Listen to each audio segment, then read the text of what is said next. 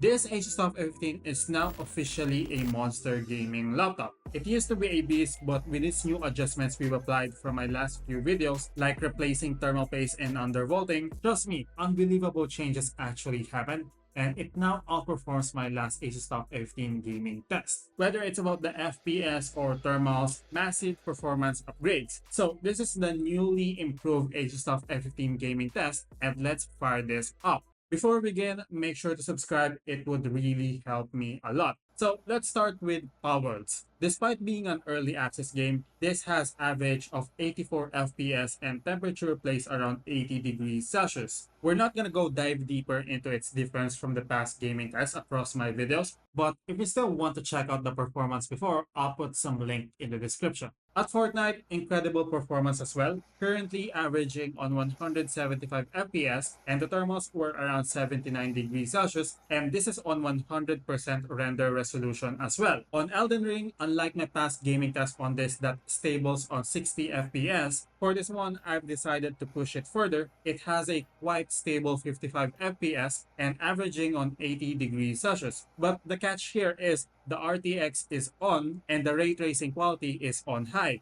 For Apex Legends, it has average of 105 FPS and 84 degrees Celsius. But this game is quite complex, so this really may vary depending on your game location or battle effects. As for GTA 5, I've unlocked the FPS cap and changed it into very high settings, and it now performs on 105 FPS and thermal plays around 84 degrees Celsius. I think it's decent enough considering the price range of this laptop. On PUBG, I tweaked the quality settings on a much more realistic way to play it, so it has an average of 85 FPS and the thermals are on 82 degrees Celsius. For Valorant, unfortunately, the benchmarking software can't get through, but this is still solid on 144 FPS, which is the refresh rate cap of this built-in monitor. This can still exceed if you have an external monitor, and for the thermals, it's relatively low, which was around 75 degrees Celsius. On Call of Duty Warzone, played it as well on a mixed settings with average of 75 FPS and 85 degrees Celsius. The thermals are not bad considering it's a flashy, complex game again. For League of Legends, not much to talk about. 176 FPS on average and 67 degrees Celsius on thermals. As for Overwatch 2, still impressive result, still stable on 144 FPS just like before, but right now, the thermals surprisingly dropped down for an insane amount and it hovers around 79 degrees Celsius. On Dota 2, with the best possible settings you can do, which is the highly scaled best looking setting,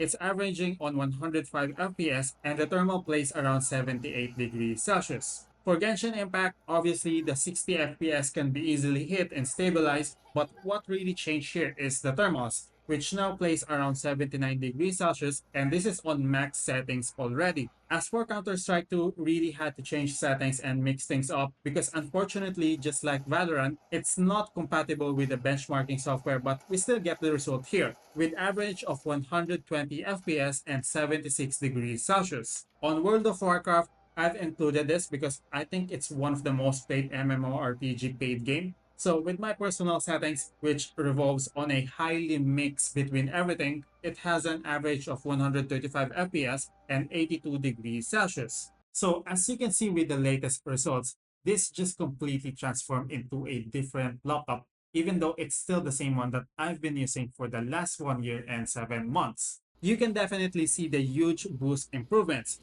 If you're gonna come back to my past Asus Tuf F15 gaming test and compare it to this, it would absolutely destroy the last gaming test, especially regarding the thermals. So with this, again, this just proves that Asus Tuf F15 is one of the best gaming laptops you could get without overspending money. This is the 2021 version, which is one of the best value gaming laptops on the market with Intel Core i5-11400H processor and RTX 3050. And it's actually one of the highest sold gaming laptops last year alongside with its competitor Acer Nitro 5. So that's it. I hope you enjoyed watching this. If you did, like this video and make sure to subscribe. I would appreciate it. If you have any questions or suggestions, feel free to comment down below. Again, Hermes here. Thanks for watching and catch you guys on the next one.